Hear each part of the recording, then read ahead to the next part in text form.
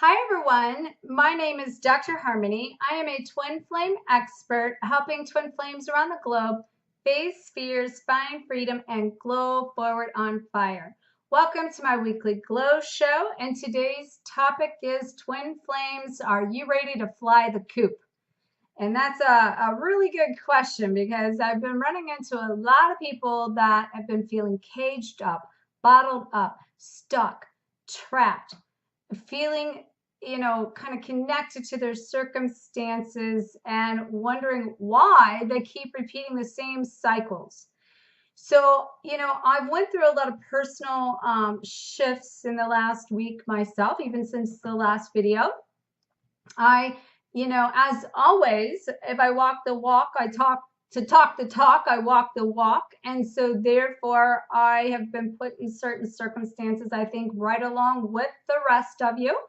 And that way I can share with you from, my experiences, and as well as the experiences I experienced from learning also with my clients, and to be able to share with you basically why we're having such intense cycles still.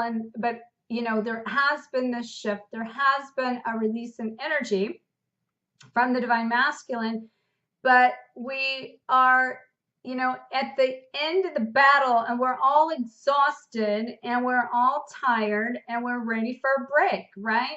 And in addition to that, we're ready to fly the coop on multiple levels. We're ready to exit being in the corner. I used to always talk about, being in the corner was being put in the corner by the divine and kind of stuck there, forced to be there to face self, to surrender. And almost like you don't get out of the corner until you surrender. So it's almost like you can't get out of the cage until you've surrendered. But it also goes deeper than that because, we've learned how to do that multiple times. And now it's a matter of spreading our wings and flying. The door is open. The lessons have been learned. It's the implementation of the new templates as part of this because, I've been asking guidance this week. It's kind of that question, having seen that, why are we on these same repetitive cycles? And my answer was that we're revisiting these deeper layers again in order to address them with the new template and the new way of doing things. And so at one end, it feels like the most intense we've been through these cycles, or that we're repeating those cycles. But on the other end of that, we've been shown ways to handle it now. So now is the opportunity to, when we're represented, to not use that old way of doing it this time, to implement the new way of doing it, which will also help kind of resolve our lesson. Therefore, it will go away. Meaning we will now gain our wings in time to spread our wings and fly. And the other reason it's so intense is because we're hitting multiple dimensions of different pieces that we've been going through, that it's all at the same time now. I'll share with you in a minute my experience of how I've revisited pretty much every deep area of my life with this incident with my dog Champ, and revisiting these cycles and being pushed in certain areas to expand and grow in a whole nother realm and to revisit everything. So today I want to teach you 3 different ways that you can help find your way out of this cage, basically. And I feel like that first and foremost, before we kind of definitely talk about those 3 ways to get out of the cage, it's kind of like, why are we in the cage? And then taking a look at also as taking accountability for this, because we really need to stop playing the blame game. There can no longer be blame of the circumstances, our twin flame dynamic, and at our twin flame for being where we're at. Now has been the fine line of us being connected into the oneness with our twin flame, and we're experiencing, the veil is so thin, we're experiencing a lot of the same emotions and helping them clear, basically, is what's really happening, helping them to also clear some of that karmic pattern to kind of speed this process up. But, you know, we've done this before, so we get to utilize those new templates, and same difference. But it is also about, you know, in addition to that, like, what is it about our journey here and about like taking these on that we have to own it anymore? We don't have to own it anymore, I think, is the point here. We can say, you know, this is that we may be handling this situation, but we don't have to own it. We can detach from it because we've been given the new templates to use. So basically, though, in addition to that, though, do accept responsibility that you're the only one that can like do what it takes to get out of a circumstance, and you're the only one that can take action to propel forward. But in doing so, we are being asked to surrender and get rid of the concept and the idea that we have to remain stuck is kind of part of that, that we might be a hostage to some of these circumstances, but we don't have to become the victim and play that victim role. And another really key piece here, I think, is, you know, in the last video that I made with my grandson, are you the black sheep of the family? And one of the very key points here, he says, it doesn't matter where you end, it's where you start that counts. I feel like that, you know, as we come to the end of these cycles and we want to fly the coop and we're going through this split of this rebirth aspect of letting go of those old ways and implementing the new ways, it doesn't matter where we start implementing the new ways, but it doesn't matter where we stop in this cycle, but it matters where we implement the new ways, is the point I'm saying here. So again, I want to give you 3 different primary ways and then some categories of that I'll share with you, ways that you can do that.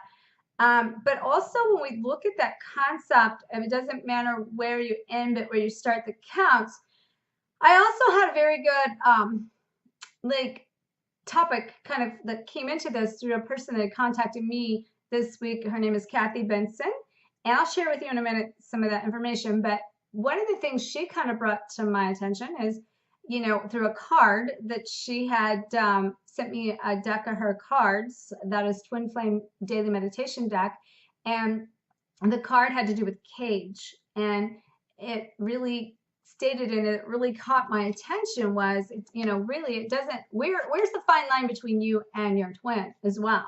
And so I'll show you this. This is cage. This is the outside. It's the meditation for the day. And it says, you may be wondering where your twin ends and where you begin.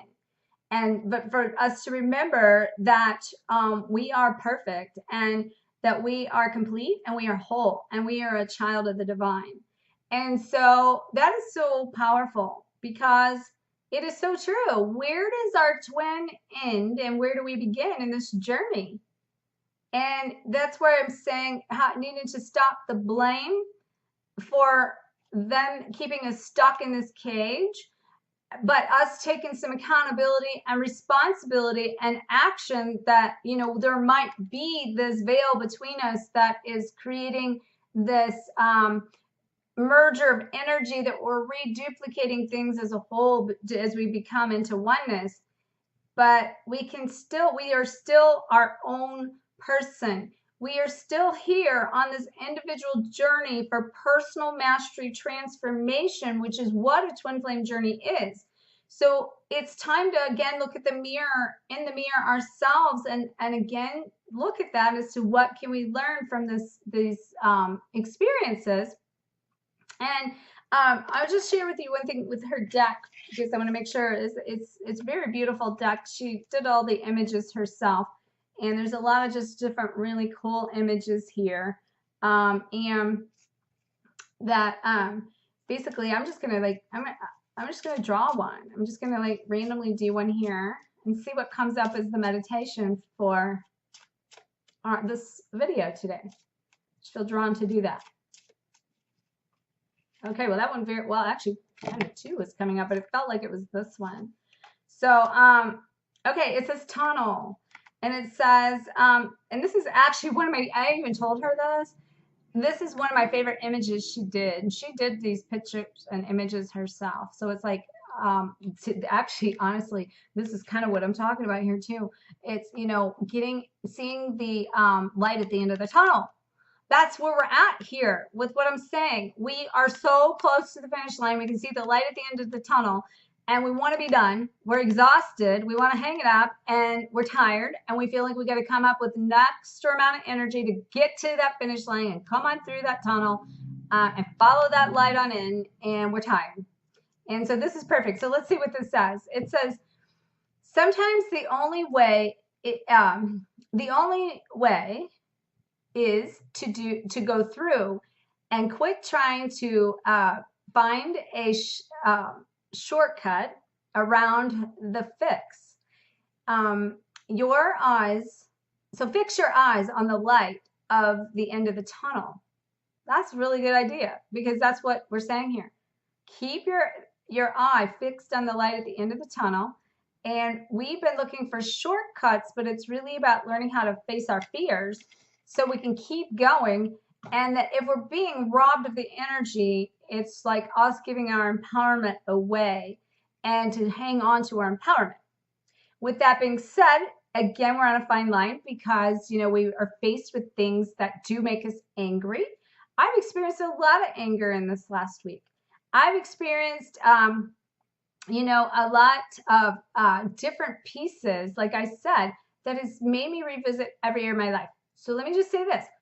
Every time I visited these places in the past, I visited them with the concept and the idea of what you technically think you should, and that's positive, seeing the lesson in it and seeing the side of it, that what do I need to learn to shift and evolve through this process. But in that process, I never allowed myself to feel the anger in any one of these situations about the situation. And so this week, I was put in a couple really, you know, specific things that created some anger that was probably even out of this whole thing, maybe the most angry I've ever been, and feeling this feeling of allowing it, to the point where I kind of even talked it out and was being kind of told, okay, get back to the basics of, you know, seeing the glass is half full, get the lesson, it's going to go away. And I was saying for a minute, wait, that's what I've done the whole time. I'm not cutting that side of me out anymore. I'm going to embrace this feeling. I'm going to let it come through me and out, let it like heal and resolve itself.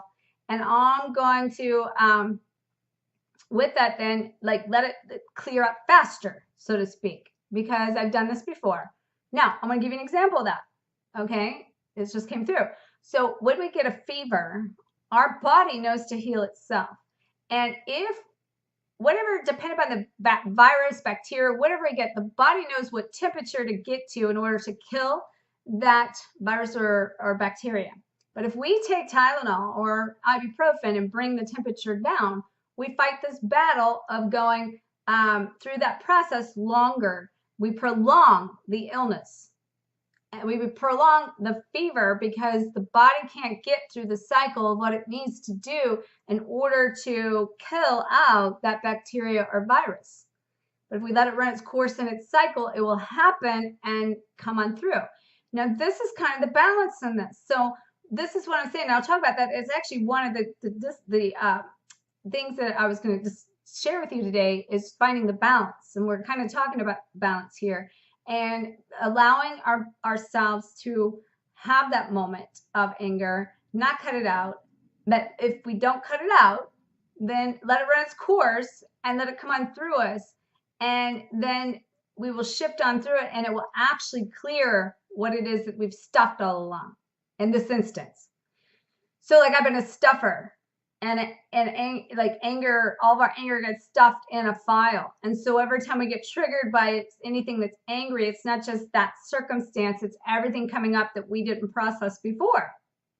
So in this case, this anger, me having to go through these cycles again, is going through every cycle that I stuffed anger in and forcing that anger to now like pull in and vacuum out and clear and purify and incubate out and all of the pieces that every time that I went through those situations that I never got angry, now I'm revisiting all of those things in my thoughts, feelings, and emotions as this anger is coming through and pulling it up and out of each time and integrating that within me to create balance within myself. Now, if you've been somebody that always got too angry, this is where it also, this is not cookie cutter. If you come from this from a different angle, another side, it could be the opposite of what I'm saying.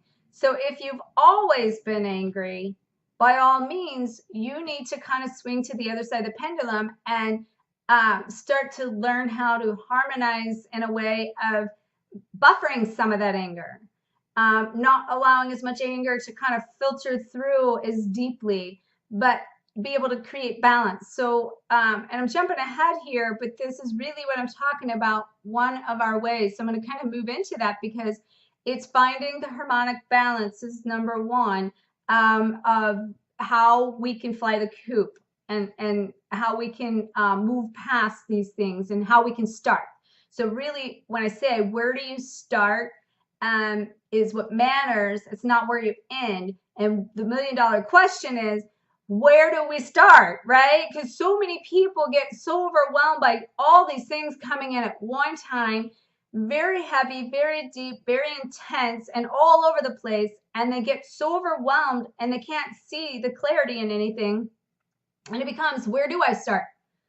So this is what I'm saying here. I'm giving you 3 places to start to be able to be a place that you're picking up with the way you handle things, the new templates to implement. That means that to put it into your old ways and to let go of those old things. These 3 things is where you start. Okay, so finding the harmonic balance is what I'm saying. So when we look at that, I'm going to go a little deeper at that now. We're talking about going from one end of the pendulum to the other end of the pendulum and finding the harmonic balance. So for me, like, I was always way too nice. All right. So right now, when I'm revisiting all of these pieces, that everything in my life, I'm coming to the other end of the pendulum, and this anger is really coming up and letting it run its course and kind of getting through the cycle of that in every area. And it's going to bring harmony in between the balance of my emotions. And now, because I am no longer cutting out the anger and I went from being nice to feeling some of the anger, and I can find the harmony, now going forward in these new templates, I will understand and feel what it means to be more balanced when dealing with some of these circumstances, challenges, because they're not going to go away, which is something we're going to talk about in a minute, which is number 2. And really, it's like time to surrender to this. It's time to surrender to the old ways here. It's time to implement the new ways so that we can gain our wings and fly out the coop. We can start to do things that new way. And it is time for us to surrender and let go of the resistance here. It is time for us to gain our wings and fly. And that's going to prevent us from being stuck. If we stay in a space without finding this balance, and say I stayed into the concept and the idea of being too nice, I would just keep revisiting more and more and keep like getting the fever, so to speak. The fever would keep coming back, is what I'm saying. And in this case, like I'm talking about that, because I've acknowledged this, because I've taken accountability for this, I'm not blaming for this. I'm taking action. I'm saying these are my thoughts, feelings, and emotions, and I can own them. And it doesn't matter if it's helping to clear for me, my twin, the collective, whatever, as long as I go through it in harmony and balance, then I've like succeeded in my portion of how to process that. And that is the key. Because in number 2, it's finding the eye of the storm and being able to realize that it's the inner silence, the inner peace, and it's the storm and the outward chaos that we are striving to erase, that we're striving to say we no longer want any of it, and we want perfect harmony with our beloved. We want perfect harmony with our family. We want to get out of the chaos of having to deal with negative experiences and all the karma. Well, all of this, even though we are to purify the karma, but that means we can't do it for everybody we interact with, right? That only means we shine more, and there's more of a difference between our light and their darkness. And so now the contrast is greater, right? Instead of coming together, into the aspect of merging, sometimes that creates more of a definitive black and white. And because we go our separate ways, that's why a lot of times things fall away from you and people fall away from you because they don't align anymore with who you are. And I've had that happen without any conscious effort through this process several times. But most of the time, what we think of is we want this perfect outcome. We think that we're striving to a destination through this journey, that when we get to the end of the finish line, there is nothing but 100% joy and harmony and no more chaos. And when is it going to end? And when do I get to finish this?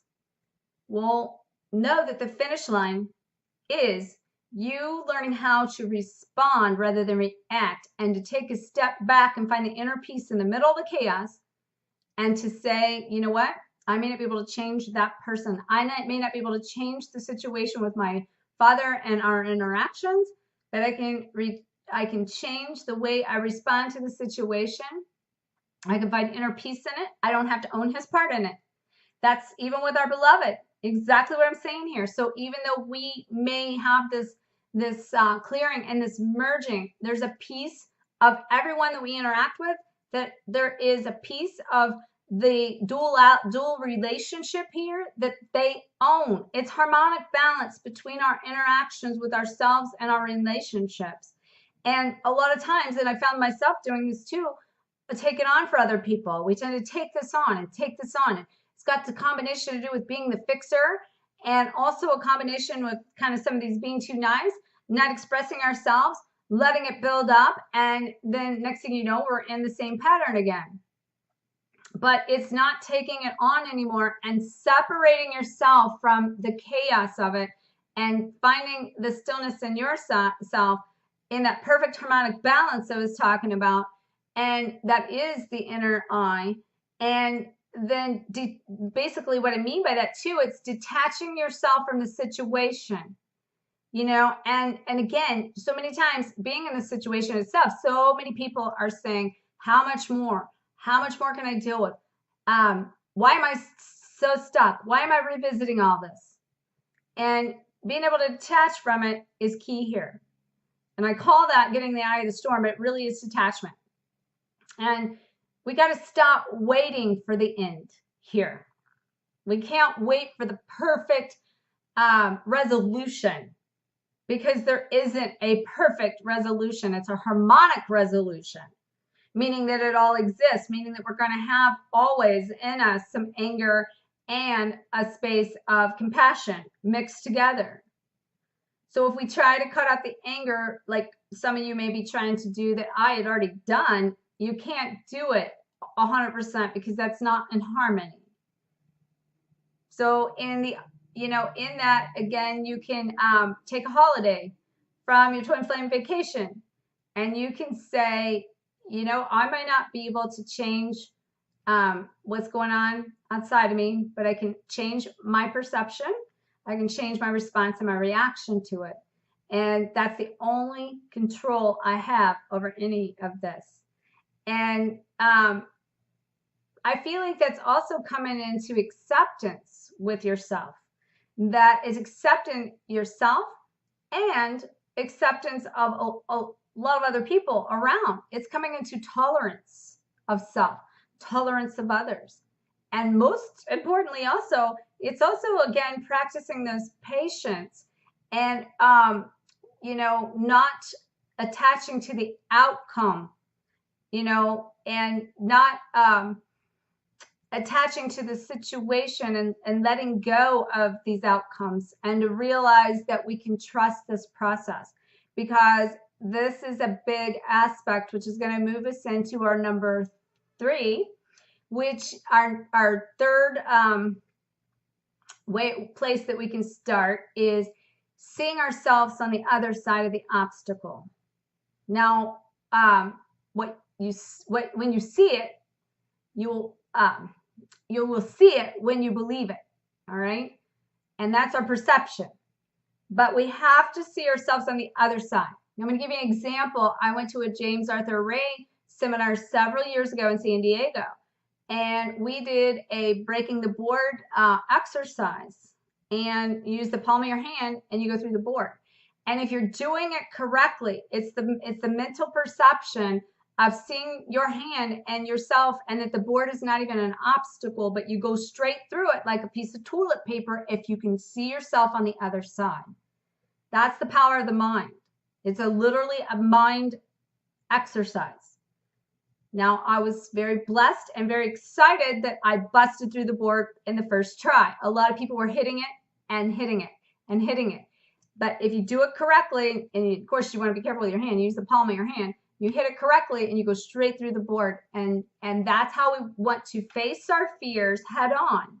That's another example of facing our fears, not allowing them to rob us of the energy that we spend more energy worrying about the outcomes, worrying about the woulda, coulda, shouldas, and worrying about how, like, the energy we're giving to the situation than the energy it takes to clear the situation, honestly. And it's because we don't want to face it, because it's drags our energy down every time, and it's like you feel that nag, and so you step away. And the longer you prolong it, the greater that negative feeling becomes. It just is. It's like, I'm going to give you an example of cleaning. Like, just to say clean a bathroom. Who likes to clean bathrooms, right? It's like, oh, I'll get to that soon. Oh, I'll get to that soon. Oh, I'll get to that soon. And next thing you know, the bathroom's gotten worse and worse and worse, or house cleaning, whatever. And eventually, if you'd just kind of kept up with it or faced it, you would have got it done a lot faster, and you wouldn't have had to spend as long doing it, and it wouldn't have been as painful, and you wouldn't have had to spend all the energy. Honestly, the energy of like focusing on getting it done takes more energy than actually doing it. Because when you actually put into action these things and you get results from them, that gives you energy. The only thing that robs us of our energy is going nowhere. All right, being that rat on a wheel and spinning and going around and just going nowhere. Now, there's a fine line in that too. And I said this to a client today. There's a fine line in that too, because we're also asked to trust this process. And the other side of us, on the flip side of this, we want to the finish line ASAP so we can arrive somewhere, right? And I just said that that's not going to happen because we can't arrive in this journey. But on the flip side of that, we're being asked to blindly go forward in faith. We're being asked to let go. And I'm seeing this in clients, and I've went through this. A lot of clients in the last week or two is being shut down. The lights are going down, the dimmer switch going down, the brain's going off, brain fog, can't function, can't think. And it's because it's the universe's way to say, you have had a chance to act and move on this, and you haven't. So we're going to force you to shift. And we're going to shut everything down, forcing you not to be able to control things, not to be able to handle things. It's like we've passed that line of being able to, if we haven't done it at this point, we're being forced and nudged to do it. It's basically what I'm saying. And I went through that myself, like the brain getting shut down on feeling like you're going crazy, honestly. And that's no joke when I say that, because literally feel like you're losing your mind. And you really are. Because you're being asked not to think the same way, being asked not to be so logical, being asked not to process things in such a way that you used to, and to let go of all the details, really, too. And what I was going to say is the outcomes. To let go of these outcomes and to be able to trust this process means on the flip side of that wheel I was talking about, we're being asked to get off the wheel and you know, go on a destination blindly to not know where the destination is. And to know that whatever we need to get there, we just get in alignment with it, and we show up asking every day to send me what I need to connect to my highest divine self, my highest divine purpose, and my highest divine relationship. And that when we get in that alignment, that everything we need for the journey is going to appear. So our destination along this process of getting to the other side of this is aligning with where our destiny is, and we don't have to figure that out. And so I'm dealing also with a lot of clients that's been experiencing this, you know, real recently. That battle of it, that, well, not only why do I keep repeating this, but when am I going to get into alignment, and where is alignment, and what do I do when I get there? And, you know, the answers are being, you're not supposed to know right now, because you're supposed to do this blindly, and it's setting you up to trust the process. And even with this twin flame journey, it's also, we're being asked to not worry about the outcomes of that, and to let go of what the outcomes are, and trust at the end of the day we're to align with our highest divine partner, whatever that means. And until you can do this and see yourself on the other side of these obstacles, and stop blaming your other half for that, and take your accountability for the fact that you don't have to own their half anymore. You might be processing it, but you don't have to let it drag you down in the process. That's the other key. Don't let your other half clip your wings and keep you from flying out the cage and keep you stuck in that, entrapped in that circumstance. And another one I'm seeing personally through my experience with Champ is, you know, from that, just to kind of give you an example here, like I'm revisiting things with this that's setting me up to experience my cousin and uncle's death that was 20 years ago, and remembering and reminding myself that at that time I vowed to live a life of no regrets, and it was my initial spiritual awakening. And I looked at them as my teachers this whole time, and now I'm revisiting it with Champ, and I'm revisiting like regrets and what that means to really get into alignment, and doing self-forgiveness for having not been perfect along the way, and that it was perfect, that it was perfect how it was. That, you know, I don't have to be 100% one way 100% of the time. Is kind of what I'm saying here. And in addition to that, I'm also revisiting my ex-business partner for my chiropractic office, and, you know, all of the court battle. It was a 10-month court battle, and being dragged through a lot of chaos. The interesting thing, when you're kind of dragged into this chaos, it's sometimes not even what you exactly own, because I'm willing and open, willing, ready in that case, as in this case, to make a resolution that is in a harmonic balance that says, you know, let's make this a win-win, and I can sit down and effectively communicate, but that doesn't mean the people I'm with are able to do that. So therefore, I'm being forced to be put in a position to stand up, stand out, and rise up and say, no, I demand justice. Where are my rights in this? You know, where are my rights? How can this be done to me when it's all about supposedly their rights? And we're talking like, well, what about my rights? In the past, I didn't even look at those things. So I'm revisiting that again too. And the feelings, the emotions, I mean, down to even just things with my ex-life partner, of our original coming together, and where I was personally giving up control at the time and looking for a partner that was a partner of life, that we would co-share a life, and being ready for that. And then, you know, like how it flipped out of that into a whole nother paradigm you know, and these are those cycles of life that, again, the eye of the storm, that it's never going to be perfect. I drew this little diagram here to show you something.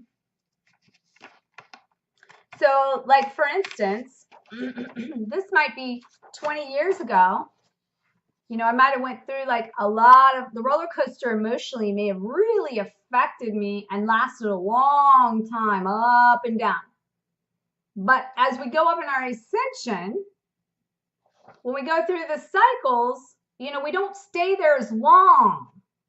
It might go deep, because I've had some of the deepest aspects in this and lessons in this that I've had the whole time.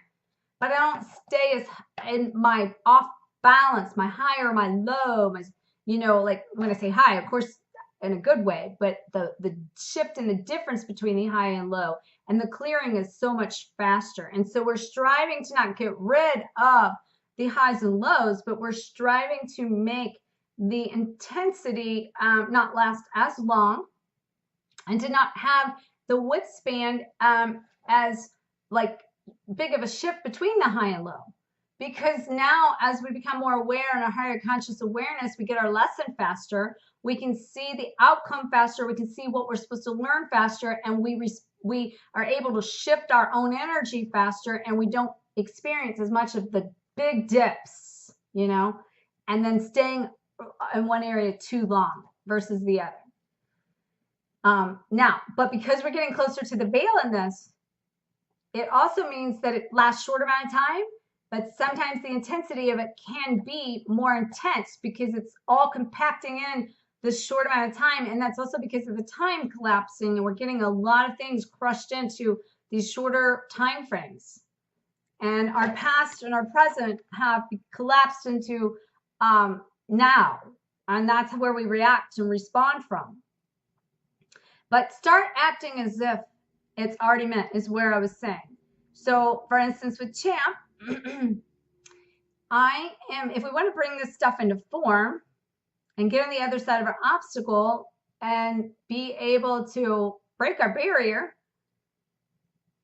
we have to first see ourselves on the other side, right? Is what I said. So how can we kind of see ourselves on the other side? We act as if we're on the other side.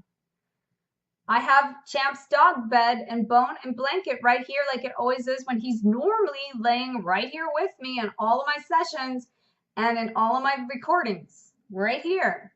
His bed is right here. I just recently started doing this over the last week. He may not be here physically, but his bed's going right here as if he's here. And I've been telling clients this too. Like, I've been having this feeling of this nesting feeling.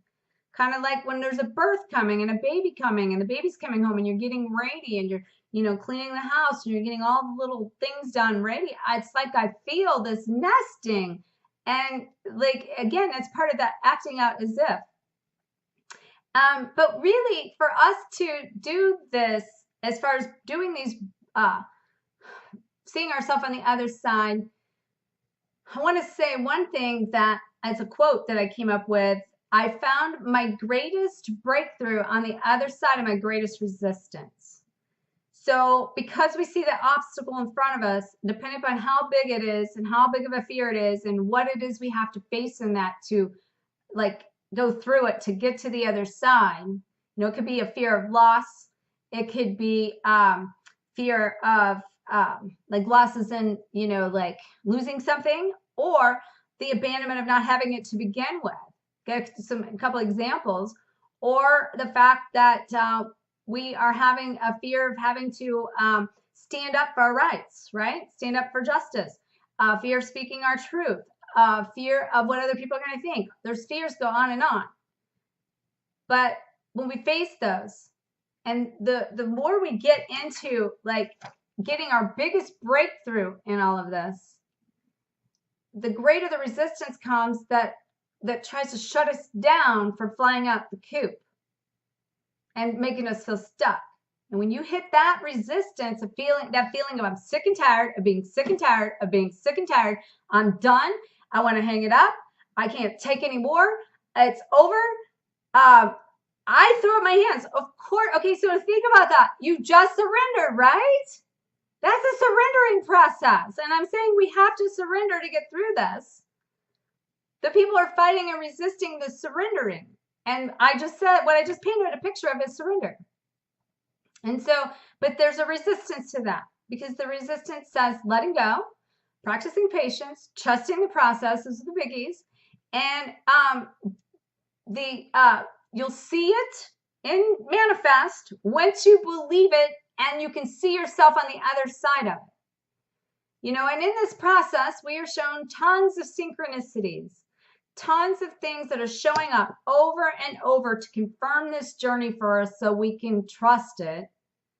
And I want to share with you just a couple of things here before I close that I'd gotten a letter from someone that mentioned this and that was sharing the past and talking about being caged here, okay, and how being trapped into the past and how the twin came in and was not able to tell the difference between what was hers and the twins. So basically, she says that she was still feeling him so strongly, even after she went through so many other things, that it had gotten to the point where I wasn't sure where he ended and I began. I had just come out of about a year's worth of the long, dark soul, night of the soul. And then suddenly I was blindsided by a huge wave of depression.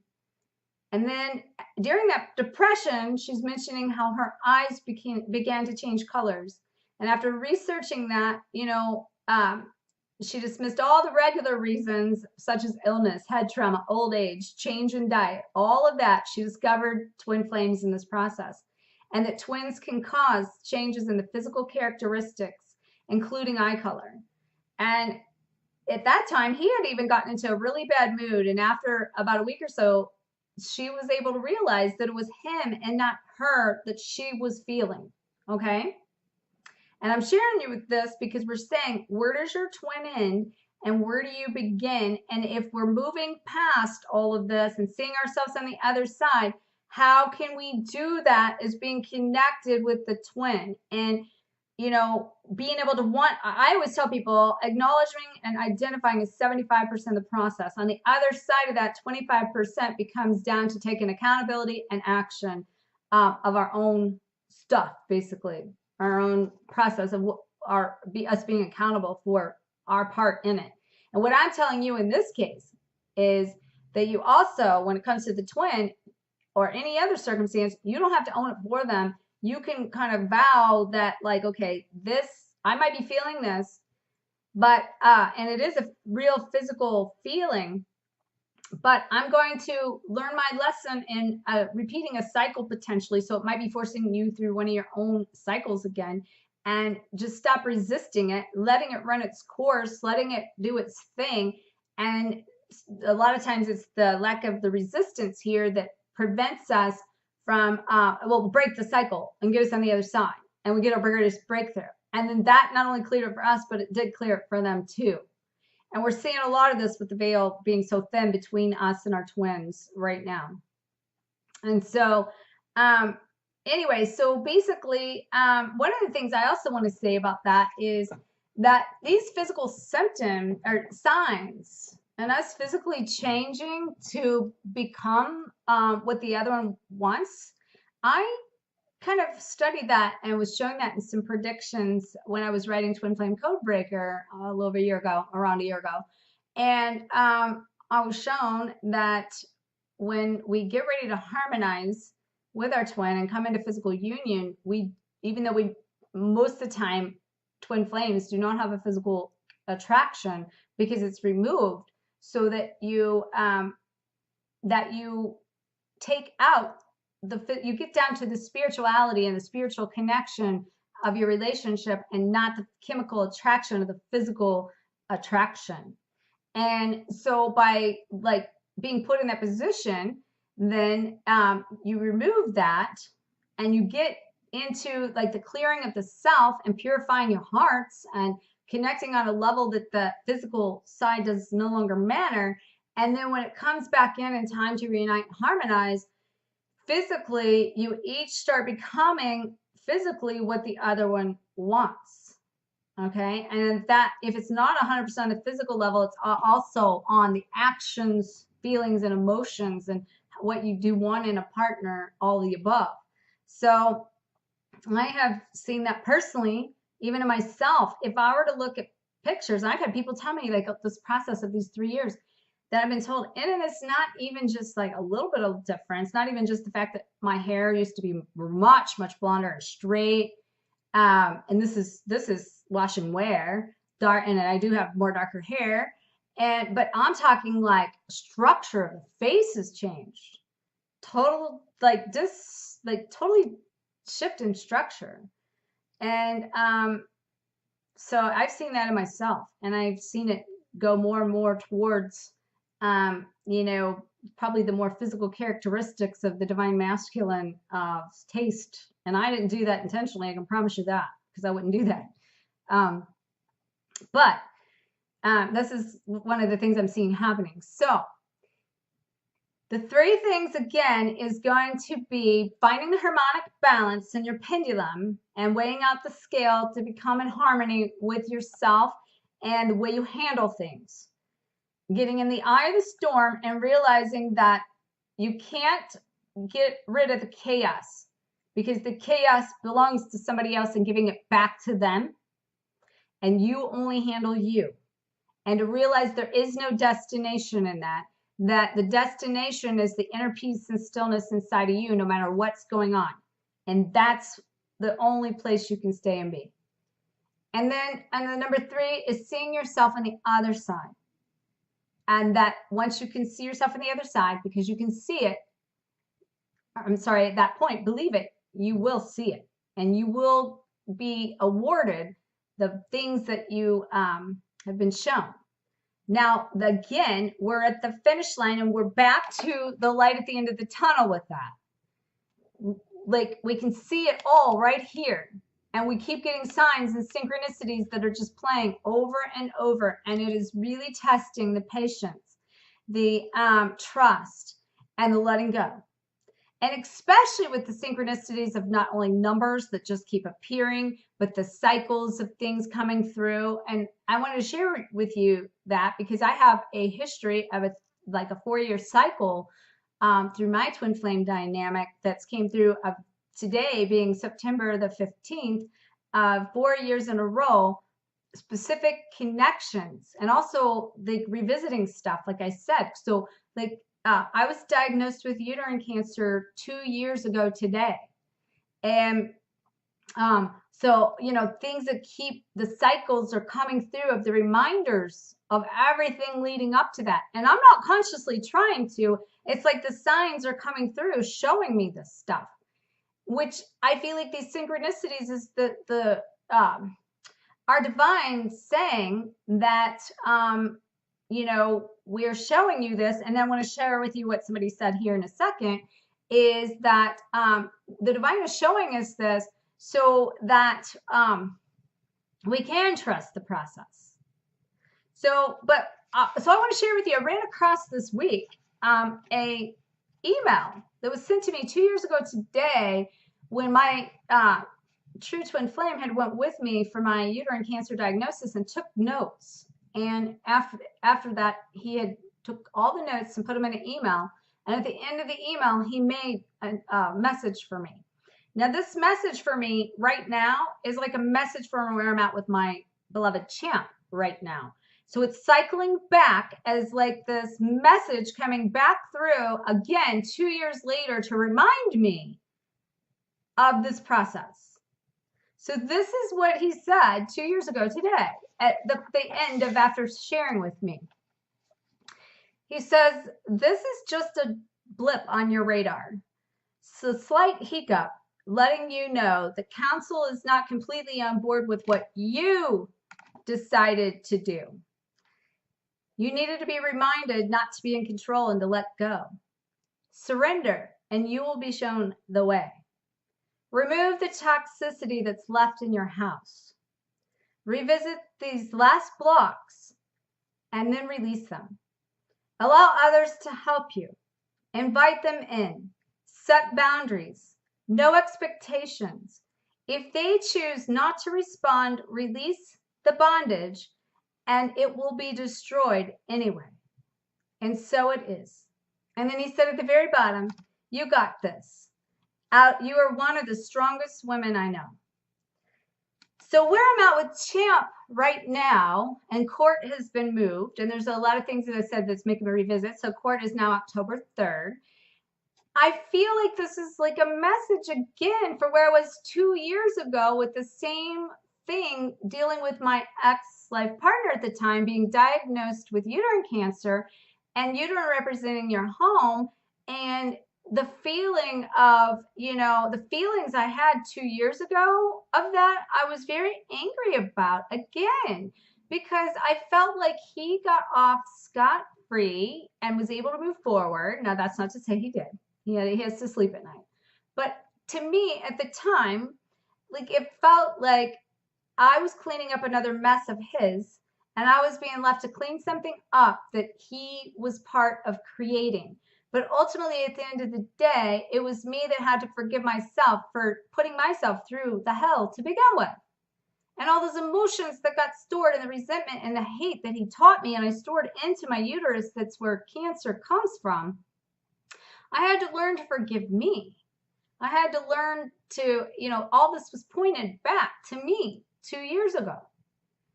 And, I recently had somebody send a message on one of my videos that said, would I please share some of my own dark night of the soul and some of my own history? And I will tell you, this is surface, what I'm saying right here. But I will tell you, my story is very rich. I've chosen the long way home. And if you're interested, please read Twin Flame Codebreaker. There'll be a link to it at the bottom here. Also, I share some of this in some of my videos. But it's very rich story. It's very deep. It's also very inspirational. And I don't want to go into a lot of detail of me, but what I will tell you is I'm talking the talk. So I walk the walk. And it is not an easy journey. And I'm walking it right here. But I'm also practicing these principles as I teach them to you, and me teaching them to you keeps me accountable to me. I used to tell that for when I built a practice of chiropractic and I went out and taught stress reduction and did meditations and classes and taught the community an 8 weeks to optimal health program for 3 years, building my chiropractic practice. And people would say, why don't you charge for these? And I say, it's my way to give back for all I've learned, first of all. And second of all, it is about me keeping myself accountable, because if I am not going to come out here and share this, if I'm not practicing it, and therefore it will keep me in accountability to myself. And that's why I'm here today. I'll be honest, it's been a rough week for me too. And since all these shifts of all this energy that's came through from all this, August, of the being slammed with the soul shock and ripped apart, personally at the heart, and then going through the eclipse, we're all now going through these upgrades of these new templates I'm talking about implementing, of the new way to handle these things, and we're revisiting these things, another cycle of them to handle them differently, a new way is what I've been shown this week. And that, I've clearly heard, you'll see it when you believe it. And that it's time to fly out the coop. It's time to stop letting these things trap us and to feel like that we are stuck because of these things, when it's our choice to not allow it to cause us to freeze and to paralyze us. Now, with that being said, there's balance that I said, because like we're talking about going from one extreme to the other. And like, give you an example. Like, so I'm just sitting here saying, I'm living this and I'm going through it with you. And it has been exhausting and I'm still functioning, but I'm trying to eliminate that which doesn't have to be extra, that I don't feel like I can put the extra into right now. So I decided, after last night's Loving by the Late Moon meditation, I'm going to wait till after the first of the year. This is a new way to respond for me. Used to, it wouldn't have mattered what I thought. I would have done it anyway, and I would have killed myself trying. And I would have made sure that I did it all because I can do it. I'm perfect at it. I can take on everything and it will get done one way or another. And that means if I have to drag myself to hell and back and exhaust myself to get it done, not anymore. This is the balance I'm talking about, bringing into your life. Bringing into your life to be able to say, I'm going to nurture myself. And that's what's important. So I will create some balance here. I will see my clients. I'm going to continue to work on the book. And I'm going to continue to show up and share with you my lessons as I go through this with you. Because sometimes people look at me also and feel, give the impression and even make the statements of, well, you might have did this, but.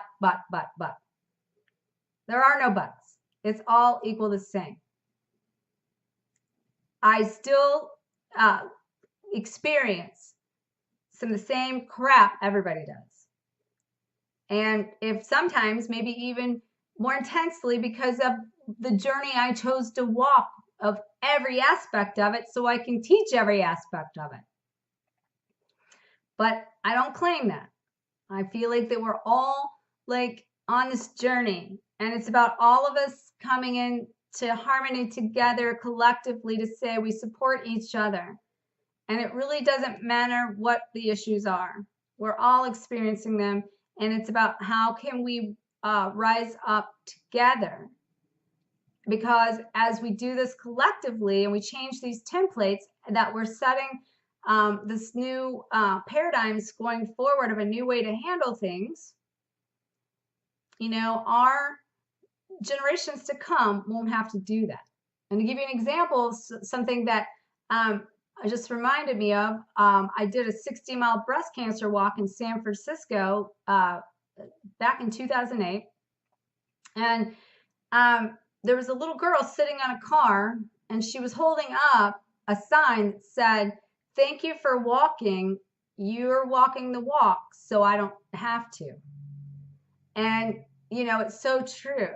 We're doing this so our future children don't have to. They get to come in and experience heaven on earth from the get-go. They won't have to go through all the hell that we've been through to clear the karmic patterns of our past. And, so I wanted to share with you then, like, another piece of what was sent to me about when I said that, we're revisiting these aspects and being able to be shown by our divine, these signs and synchronicities. So she was saying here that she had sat down and prayed. She was so frustrated with everything and knowing she was taking on things for the twin. And she had sat down and she had prayed and she told God that she had made, that God, that she was made as a stubborn, scientific mannered person and needed to clear but needed multiple signs to prove to her, okay, that this was real. And as she was praying, she heard, "You already know in your heart and you don't need the signs, but I'll send them anyway." And then she had got 4 clear signs over the next 4 days after. So I wanted to repeat that. You already know in your heart, we are awakened to this identity. We don't need the signs necessarily. It's in our heart, we already know. And you're being asked to accept that and to fly the coop and have fun and embrace this journey. And it brings me to my next thought. I posted this post a couple of days ago. It's so cute. I wanted to share it with you. It's kind of like how the twin flame journey is. It makes you want to fly the coop when you think about it, how intense this can be. But if you haven't liked my Facebook post, I do put a lot of really cool things there. So please, connect with me. Let's get social on social media and, connect with me. I have several different social medias, but Facebook's one of my favorite ones. But anyway, no time to explain, get in the van. And, I'm always talking about if you believe in your twin flame, to believe in your twin flame journey, you have to believe in unicorns. So, here's what we want the details, right? We want to know all the outcome. And this twin flame journey is saying there's no time to explain. Get in the van. We're on a fast track that just moved up to lightning speed. Let's go. No questions. You're asked to believe in unicorns, get in a peace van, and head on down to your destination. And that's flying the coop. Okay? So I'm about to fly the coop and do something human this weekend. And I'm going to deplug, detach, and fly the coop and have some fun. And so I'm going to take a twin flame holiday, which might be even the next topic coming up soon. I can hear that coming through. So I'm going to take a twin flame holiday this weekend. And I invite you to fly the coop and take a twin flame holiday with me. Okay? Well, much love to you. Be sure to like, comment, share the shine, subscribe. And if you would like to glow forward with me, be sure and check out my services below. So may you always face fears, find freedom, and glow forward on fire. Namaste.